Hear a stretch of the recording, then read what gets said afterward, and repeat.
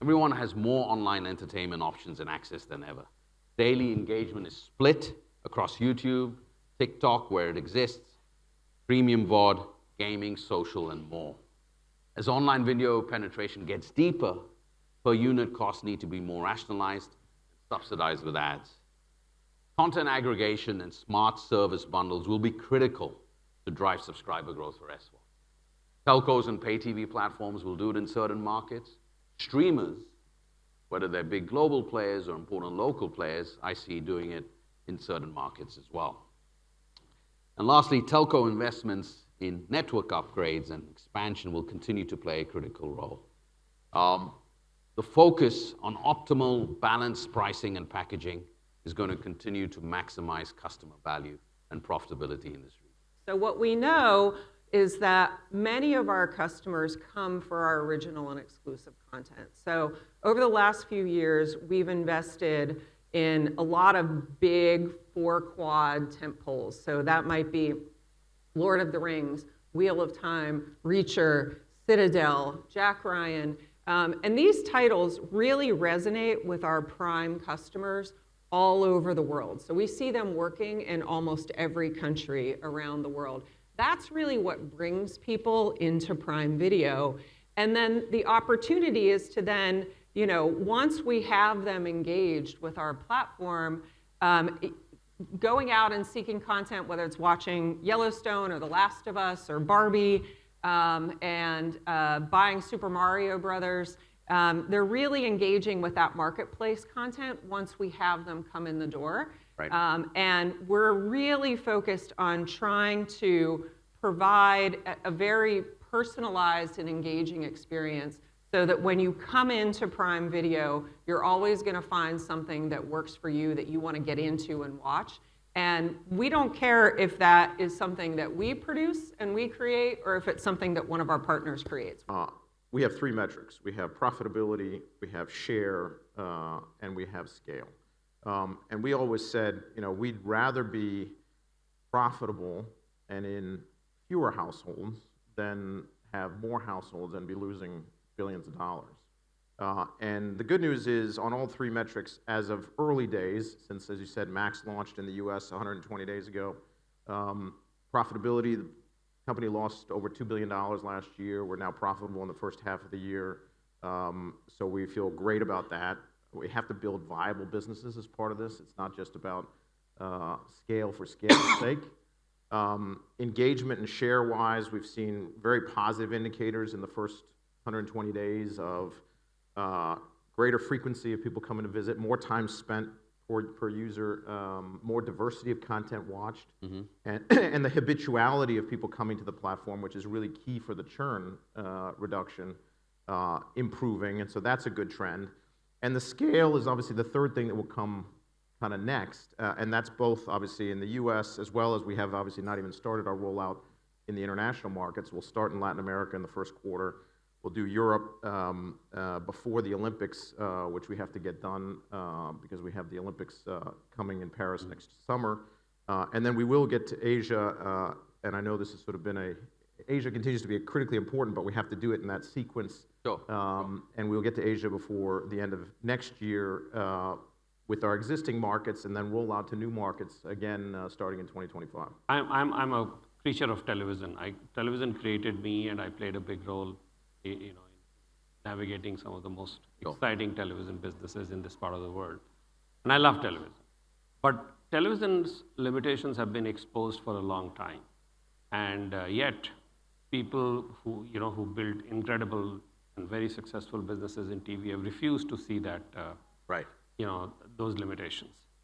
And we were able to see that opportunity very clearly, both challenge and the opportunity. And that is why when this digital data revolution started in India, we were very focused that we needed to do something about it. And that's where JioCinema has come in. You have a population of 1.4 billion people, a large number of those people, except for if you leave aside the top half of the population, the rest of them have completely bypassed television as an experience. Right. Most of these people have only looked at the first screen experience and their first video experience has been on a handheld device, on a mobile phone of some sort or the other. And the appetite has always been there, but it has been limited by access to that content and affordability for that content. And when the data revolution happened, when data prices crashed and it became very available, you could watch a whole long-form movie of 2.5 hours or so for less than $1. Got it. That has changed things. So our belief is that you can create an alternative to TV, and I'm not talking about a streaming service, and I'm not talking about a television channel or something. Talking about the whole idea of television as a bouquet. The big power of TV was that it brought things together. A whole range of diversity of content came together and made it affordable for people. And we think that the time is right now in India to create an alternative to television on one app, and that is what JioCinema is set to become. I think it's, and you've heard it all day, it's going to be the partnerships. We're having some great conversations here. We would like to do more partnerships, and I'm not just talking around, obviously, streaming and platform, but how can we work with some of the local retailers? How do we replicate what we've done with Walmart, which is why I mentioned it earlier, in the US? People are looking to drive consumers to retail. I would love to replicate the Walmart Plus partnership in Asia, so that's something we're looking at. Where can we put our content in other places? And then we are having, as I said, many conversations about live experiences. People want to go to Bikini Bottom. They would like to be part of the Paw Patrol universe. And so that is a huge opportunity for us. And that's kind of where we think the whole sort of evolution is going, right? Because we went from basically decentralization. Initially, content in itself basically was, you create content yourself, but then you needed, the internet created decentralized content in the form of free information, but that content then had to be managed and organized by centralized organizations because you didn't have a data structure for that. Blockchain solves that. So now actually all individual creators actually have the ability to handle their own rights. And so rights management in and of itself starts to become decentralized as well, which means that every person, every unit, every creator, every artist can actually manage their own rights because they don't have to sort of use a central organization to manage that, because payment, legal, structure can all be done in a single transaction.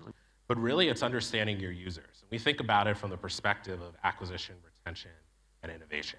From an acquisition perspective, because of the breadth of mouths that we have available on our platform, we partner with partners, especially in the media and entertainment space, to do various featuring of and meet users in the moments that are highest purchase intent and touch cultural moments or moments that are relevant within specific geos.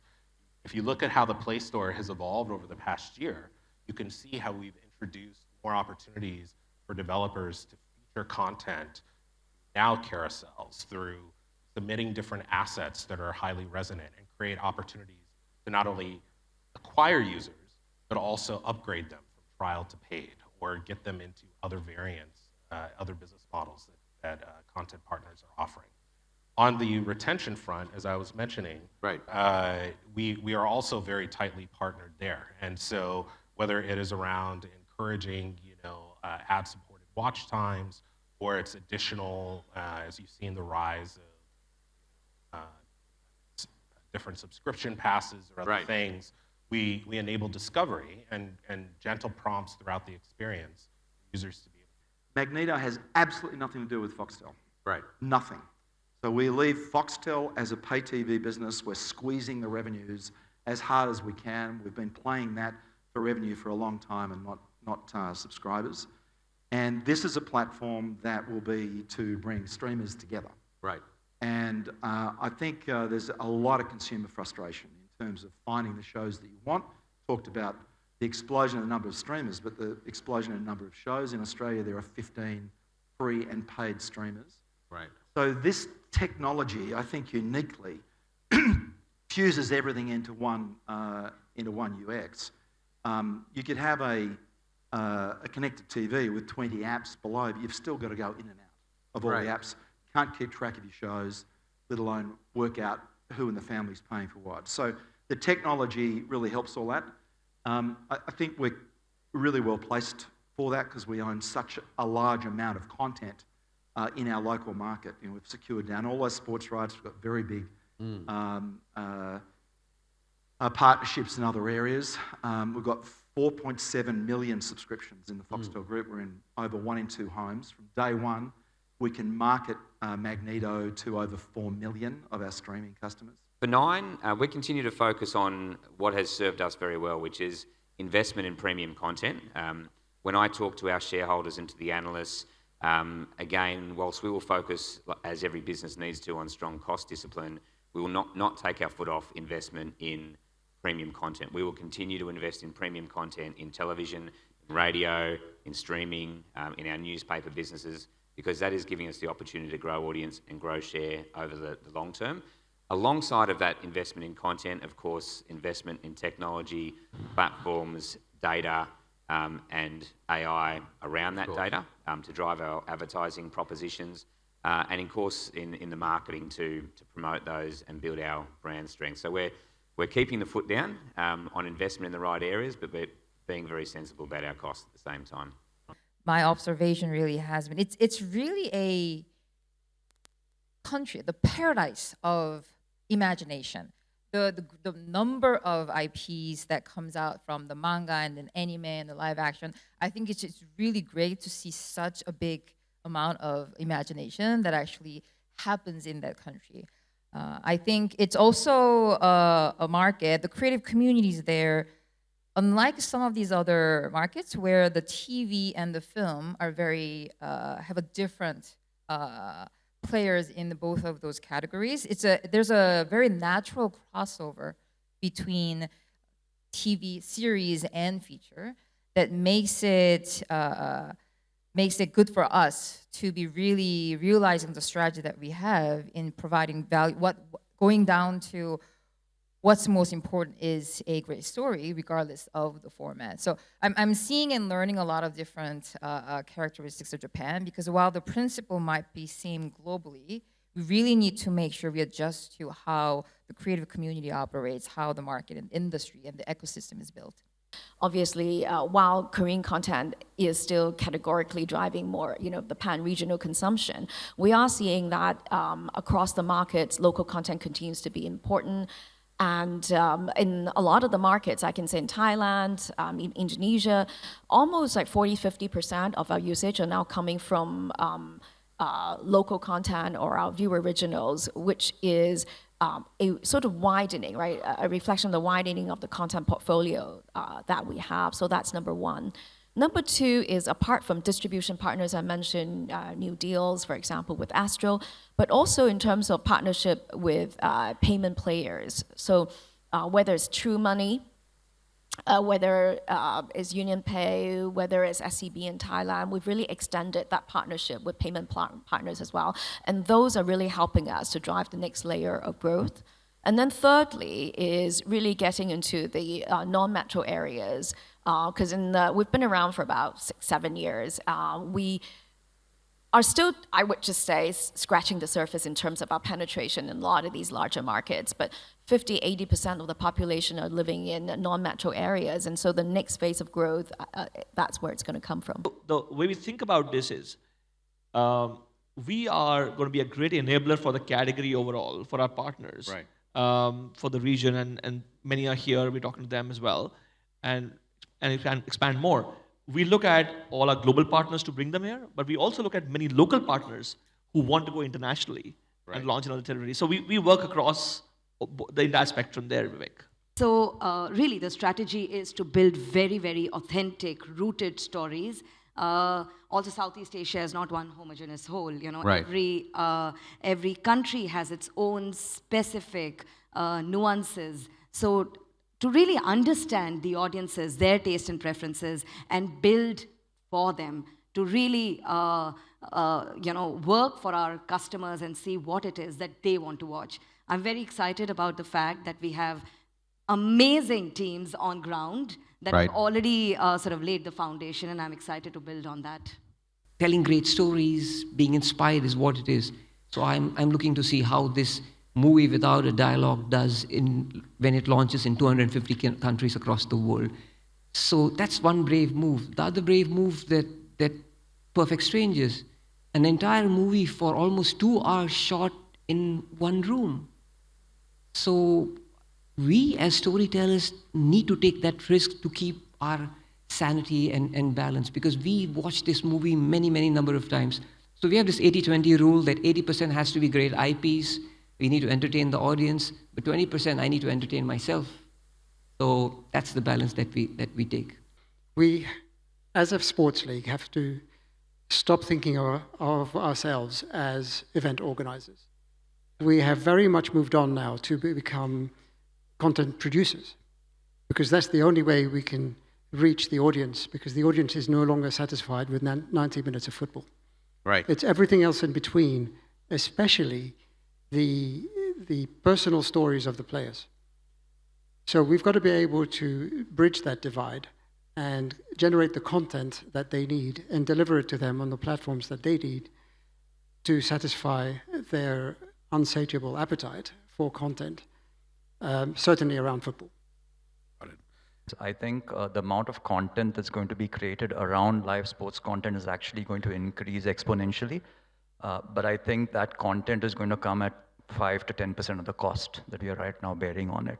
I think things like highlights, the ability to create storytelling using machine learning and be able to create that at scale, I think technology and investment in technology is actually really going to help us deliver more value to consumers. It still frustrates me, right? When you're showing a game of Real Madrid and Barcelona in India, at halftime, the highlight package for both sets of fans is exactly the same. The reality is if Real Madrid is up 1-0, the Real Madrid fan wants to see domination of how they played really well. Barcelona fan wants hope that we have a chance to come back. And today, with today's the technology available, and that's just one example. Then you go into players, you go into events, you go into storytelling of how it came to this. So I think the ability to use machine learning and AI to be able to scale up that content and personalize that for individual cohorts of sports fans across sport, I think that's going to be a big shift for us in the next 12 months and hopefully the industry also.